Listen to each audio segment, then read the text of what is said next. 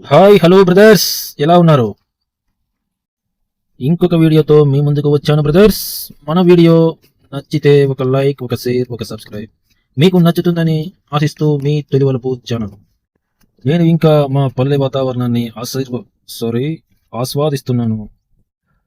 పచ్చని పంట పొలాల్లో ఈ వీడియో చేస్తున్నాను బ్రదర్స్. ఆహ్లాదకరమైన గాలి, ఎప్పుడూ చూసుండము ఇలాంటి గాలి, అలాంటి వాతావరణం బ్రదర్స్ ఇది. పల్లెటూరి పంట పొలాలను ఆస్వాదించాలంటే అదృష్టం ఉండాలి బ్రదర్స్. ఓకే బ్రదర్స్, ఇక వీడియోలోకి వెళ్ళిపోదాం. మన బాలయ్య బాబు గురించి ఈ ఫుల్ వీడియో. అందుగలడు ఇందులేడని సందేహము వలదు, ఎందిందైనా కలడు నా శ్రీహరి అన్నట్టు ఎక్కడైనా సరే బాలయ్య ప్రత్యక్షమవుతాడు అన్నదానికి ఉదాహరణే మన బాలయ్య. హిందూపురంలో సమస్య అంటే హిందూపురంలో ఉంటాడు. హైదరాబాద్ క్యాన్సర్ హాస్పిటల్ ఏదైనా తన అవసరం ఉంది అనుకుంటే హాస్పిటల్స్లో ఉంటాడు. ఒక పక్క సినిమా షూటింగ్ ఏ టైంకు రావాలో ఆ టైంకు 5 నిమిషాల ముందుగానే ఉంటాడు మన బాలయ్య. హౌ ఇస్ ఇంపాసిబుల్, ఇది ఎలా సాధ్యం? మన బాలయ్య మనిషా లేక దేవుడా అని నాకు ఒక్కొక్కసారి అనిపిస్తుంటుంది బ్రదర్స్. ఎందుకు అంటే కూర్చొని తినిన తరగని ఆస్తి, MLA, cinema hero, number 1 hero, ఆరాంగా షూటింగ్ చేసుకుని ఇంట్లో కాలు మీద కాలేసుకుని కూర్చున్న ఎవడు కూడా నోరెత్తి మాట్లాడేవాడే లేడు. కానీ హిందూపురం సమస్యలు, క్యాన్సర్ హాస్పిటల్ సమస్యలు, ఏ సమస్య అయినా ఉరుకులు పరుగుల మీదే ఉంటాడు బాలయ్య. ఆయన ఎప్పుడు రెస్ట్ తీసుకుంటాడో తెలియదు.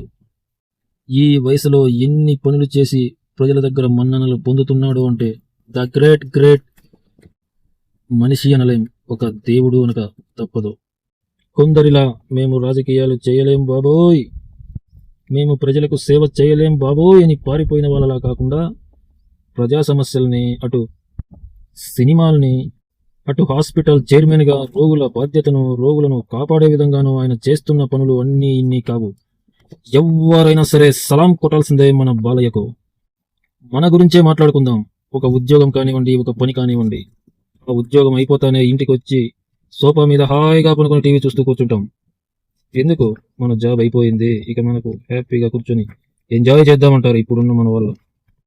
కానీ బాలయ్యకు అంత ఆస్తి ఉన్నా, తిన్నా తరగని ఆస్తి ఉన్నా, ఇప్పుడు కూడా ఆయన చేసే energy level Hindupuram to Hyderabad to cinema shootings, ఎక్కడ ఏ పనైనా సరే ఆయన చిటికలో చేస్తున్నారంటే ఒక్క మానవుని వల్ల అది అవుతుందా అని నాకు అప్పుడప్పుడు అనిపిస్తుంటుంది బ్రదర్స్. ఆయనకున్న వయసులో తిని తొంగుంటారు ఇప్పుడున్న వాళ్ళు, కానీ ఆయన ఈ వయసులో కూడా ఉరుకులు పరుకుల మీద జీవితం సాగిస్తున్నాడు అంటే అంత డబ్బు ఉన్నా కూడా. మనకు అంత డబ్బు ఉంటేనా మంచం కూడా దిగం. ఇది నిజమా అబద్ధమా కామెంట్ చేయండి బ్రదర్స్. అలా అని ఆయన ఉరుకులు పరుగుల జీవితం సాగిస్తున్నా కూడా డబ్బు కోసం ఆయన ఎప్పుడు ఆశపడేవాడు కాదు. ఎప్పుడైనా సరే ఆయన డబ్బు కోసం ఆశపడేవాడే కాదు మన బాలయ్య. సినిమాలో కానివ్వండి, రాజకీయాల్లో కానివ్వండి, ప్రజాసేవలో కానివ్వండి, ప్రతి దాంట్లో కూడా బాలయ్య నెంబర్ 1. ఇప్పటి వరకు అయినా సరే ఒక్క అవినీతి మరకలేని ప్రజానాయకుడు, number 1 seniors, number 1 hero, number 1 hospital chairman. ఒక్క రూపాయి లంచగొండితనం ఉంది అని ఇంతవరకు ఎవ్వరు కూడా అలిగేషన్ చేసిన చరిత్రే లేదు బాలయ్యకి.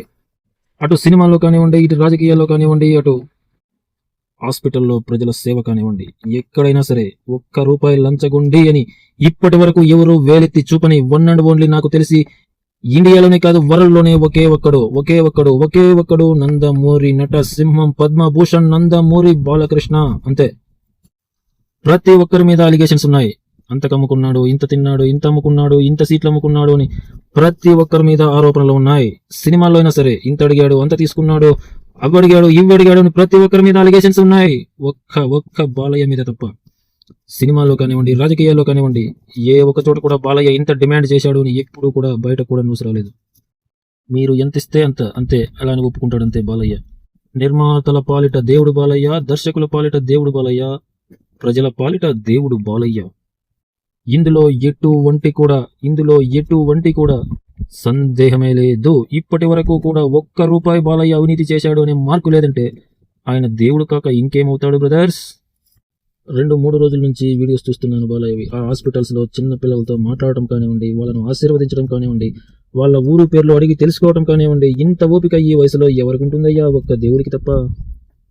ఒక్క మాట మాట్లాడితేనే చిరాకు దుబ్బే ఈ సమయాల్లో, ఈ వయసుల్లో మొన్న కొందరిని చూసాముగా ఫంక్షన్లో, ఒక టవాలు భుజం మీద ఏమంటేనే వెళ్ళిపో అన్నట్టుగా సైకిల్ చేసిన హీరోలు ఉన్నాయి. ప్రస్తుతంలో మన బాలయ్య లాంటి దేవుడు ఉన్నాడంటే వావ్ ద గ్రేట్ బాలయ్య అని అనాల్సిందే. ఖచ్చితంగా చెప్తున్నాను బ్రదర్స్, బాలయ్య ప్లేస్లో ఇంకొకరు ఉండింటే ఈ పాటికి లక్షల కోట్లు కింద దోచుకొని, ఎన్ని లక్షల కోట్లు దోచుకున్నారో వాళ్ళకే తెలియనన్ని కోట్లు దోచుకునేవారు ఈ పాటికి. తండ్రి సీఎం, బావ సీఎం, ఆయన ఎమ్మెల్యే, ఎన్నేళ్ళు 30 ఏళ్ళు 40 ఏళ్ళు ఇలా జరిగిపోయినా కూడా ఒక్క అవినీతి మరొక లేదంటే ఇక ఆయన మనిషి అంటారా? దేవుడే అనాలి. ఎవడు ఏమన్నా అనుకుంటారా boy, Balayya is the king. ఎందులోనైనా కూడా, మానవత్వంలో అయినా కూడా, మనిషికి సేవ చేయడంలో కూడా, ఎదుటివాడు ఏదైనా తప్పు చేస్తే తన అభిమానైనా సరే లాగి చెంపదెబ్బ కొట్టి తప్పురా అని చెప్పే దాంట్లో అయినా సరే Balayya is the king. PR టీములు పెట్టుకుని మిందికి ఎగబడండ్రా, బాగా అంతా జనాలు రాండ్రా అనే రకం కాదు. పక్క నుంచి వెళ్ళండి, నేను మధ్యలో వెళ్తా, మిందికి రాకండి, ఎందుకు అవసరం లేదు, పక్కనే ఉండాలి.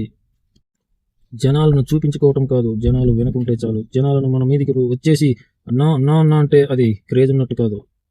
ఇప్పుడున్న ఈ కాలంలో ప్రతి ఒక్కరికి తెలిసిపోతుంది ఇది పిఆర్ టీమ్ స్టంట్సే అని. అందుకే బాలయ్య ఎప్పుడూ కూడా బౌన్సర్లను కూడా పెట్టుకోడు, పక్కన ఉండుంటే పక్కన ఉంటారు. అది నందమూరి అభిమానులైనా, మంచికి మారు పేరు నందమూరి అభిమానులు. Nandamuri Balayya, Nandamuri junior NTR, Nandamuri senior NTR.